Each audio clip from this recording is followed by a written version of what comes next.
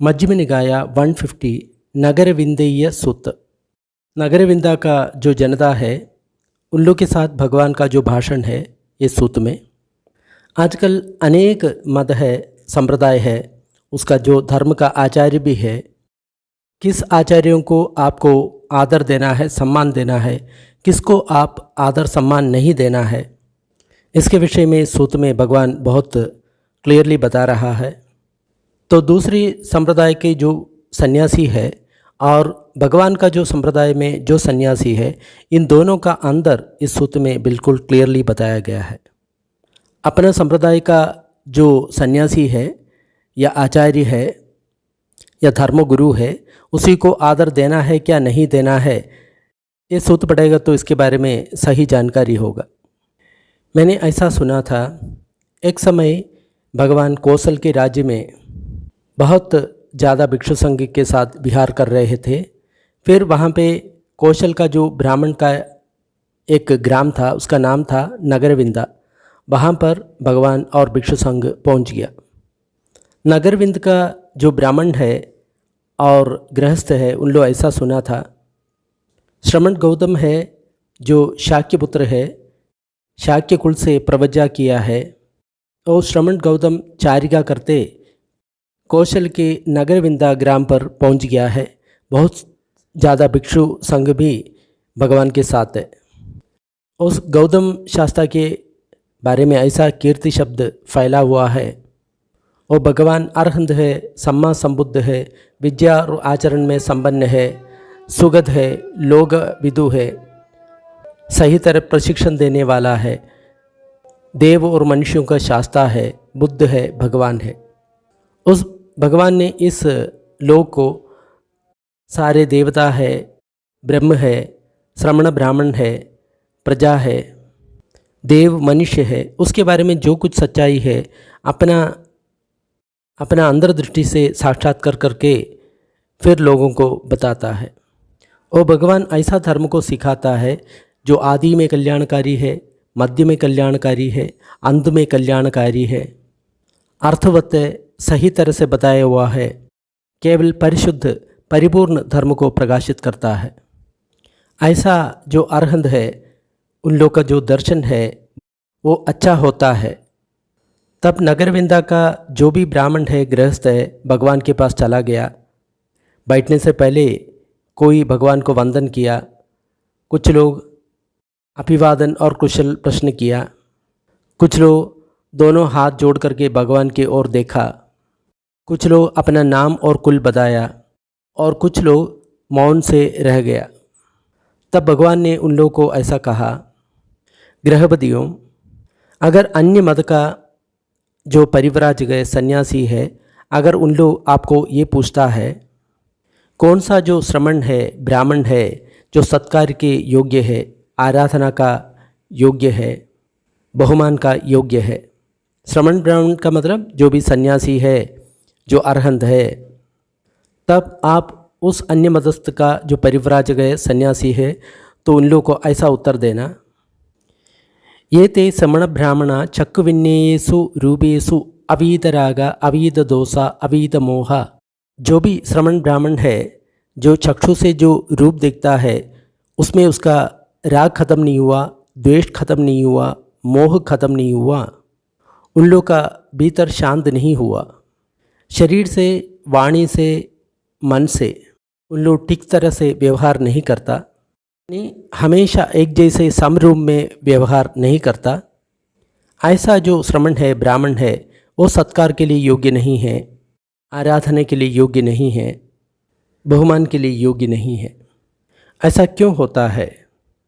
क्योंकि हम भी इस चक्षु से जो रूप दिखता है उसमें अपना राग छोड़ नहीं पाया, द्वेष नहीं छोड़ पाया, मोह नहीं छोड़ पाया, अपने भीतर हम शांत नहीं हैं, और वाणी से, शरीर से, मन से जो कुछ काम करता है वो अपना भी ठीक नहीं है।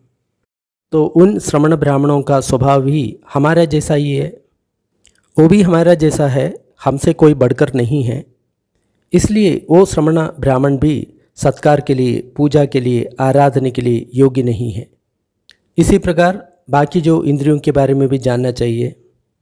ऐसा जो श्रमण ब्राह्मण है, स्रोत से जब शब्द सुनता है उसमें उन लोगों का द्वेष खत्म नहीं हुआ, राग खत्म नहीं हुआ, मोह खत्म नहीं हुआ, उन लोग अंदर से शांत नहीं हैं। वाणी, मन और शरीर का उन लोग का प्रवृत्ति भी सम नहीं है।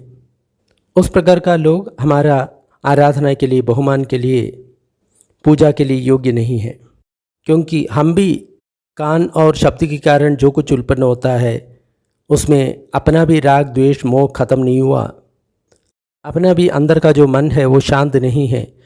हम भी अपना वाणी और कर्म और मन से बुरा कर्म कर लेता है, तो हम और उन लोगों के बीच में अंदर क्या है, इसलिए उन लोगों को पूजा आराधना सम्मान नहीं करता। इसी प्रकार नाक में जो गंध आता है, जिह्वा में जो रस आता है, शरीर में जो स्पर्श आता है, मन में जो कुछ धर्म हो जाता है, उन धर्म के प्रति उन लोगों को राग नहीं छूटा, द्वेष नहीं छूटा, मोह नहीं छूटा, अंदर उन लोग शांत नहीं हैं। शरीर और वाणी मन से उन लोग सही काम नहीं करता, तो उन लोग अपना पूजा आराधना बहुमान का योग्य नहीं है। ऐसा क्यों नहीं है? क्योंकि हम भी इस चीज़ से मुक्त नहीं हैं, तो हमारे से बढ़कर उन लोग नहीं हैं। उन लोग भी हमारा जैसे व्यवहार करता है, तो इसलिए उन लोग को बहुमान सम्मान आराधना नहीं देते, उन लोग उसके लिए योग्य नहीं हैं। गृहपतियों, अन्य संप्रदाय का जो भी सन्यासी है आपको जब ऐसा पूछेगा, आप लोगों को इसी प्रकार उत्तर देना होगा। ऐसे भी कोई भी जो मत का, जो संप्रदाय का जो लोग है, हमको ऐसा पूछेगा तुम्हारा धर्म में क्या उत्तम है, ऐसा पूछेगा तो हमको इसी प्रकार उत्तर देना पड़ेगा। वो भी युक्तिवादी को भी इसी प्रकार हम उत्तर दे सकता है। अगर गृहपतियों, गृहस्थों, अन्य संप्रदाय का जो श्रमण ब्राह्मण है, अगर उन लोग आपसे ये पूछेगा कौन सा जो श्रमण ब्राह्मण है वो सत्कार के लिए, पूजा के लिए, आराधना के लिए योग्य है, तो आप उन लोग को इस प्रकार उत्तर देना, जो भी जो श्रमण ब्राह्मण है चक्षु से जब रूप देखता है उस रूप में राग नहीं करता, द्वेष नहीं करता, मोह नहीं करता, अंदर जो शांत है, वाणी शरीर और मन से सही काम करता है, हमेशा एक ही जैसा काम कर लेता है, उन लोग आराधना पूजा बहुमान के लिए योग्य है। ऐसा क्यों होता है? क्योंकि हम भी जो चक्षु से जब रूप दिखता है, हमारा भी राग द्वेष मोह खत्म नहीं हुआ, हम शांत नहीं हैं। अपना वाणी मन और शरीर इसके कर्म सही नहीं हैं, लेकिन उन लोग का जो स्वभाव है हमसे अच्छा है, इसी के कारण उन लोग अपना आराधना बहुमान पूजा के लिए योग्य है। इसी प्रकार बाकी चीज़ को भी समझना चाहिए। जो श्रमण ब्राह्मण जब कान से शब्द सुनता है, उन लोगों को मन में राग नहीं जगता, द्वेष नहीं जगता, मोह नहीं जगता, अंदर शांत है, शरीर और वाणी और मन से अच्छा कर्म कर लेता है, उन लोग हमारा आराधना पूजा बहुमान के लिए योग्य है। उसी प्रकार नाक से जब गंध सुनता है, जीवा से जब रस चखता है, शरीर से स्पर्श कर लेता है, मन में कोई धर्म उत्पन्न होता है, तो उसमें उन लोगों को राग नहीं है, द्वेष नहीं है, मोह नहीं है, उन लोगों का अंदर शांत है, उन लोग शरीर वाणी और मन से सही काम करता है, उन लोग अपना आराधना पूजा सत्कार इसके लिए योग्य है।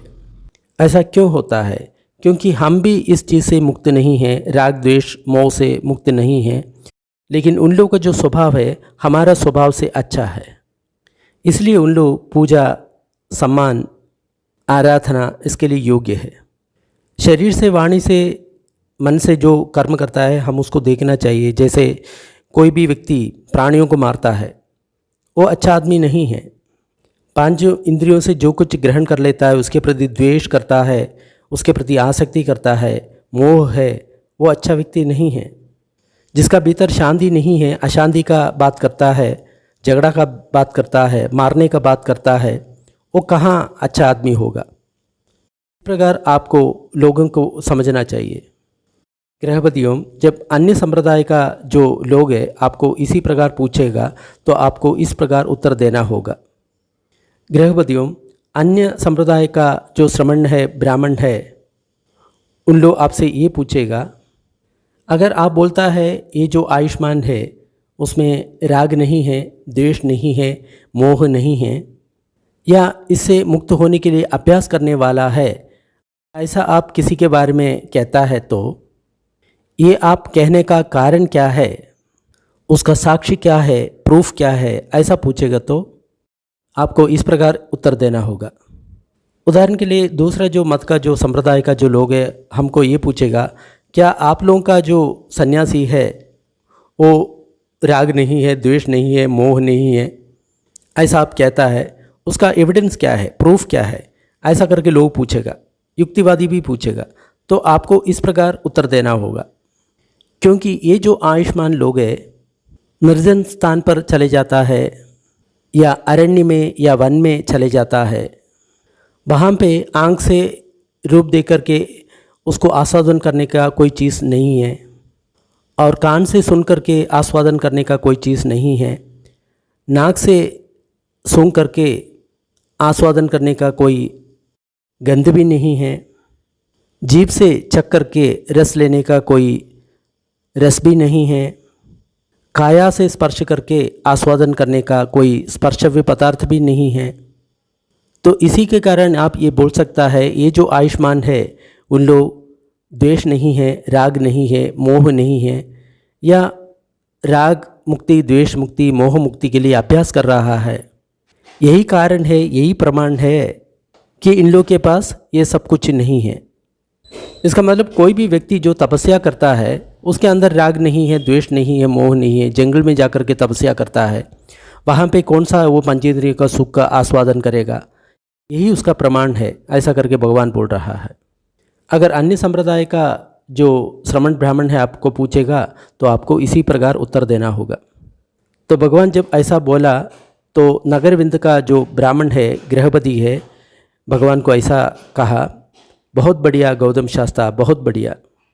जैसा उल्टा हुआ चीज़ को सीधा रखता है, जो छुपा हुआ चीज़ को प्रकट कर लेता है, रास्ता भटक गया उसका रास्ता दिखाता है, अंधेरे में एक व्यक्ति दीप जलाता है, इसके कारण जो सही आंख वाला व्यक्ति सब कुछ देख सकता है।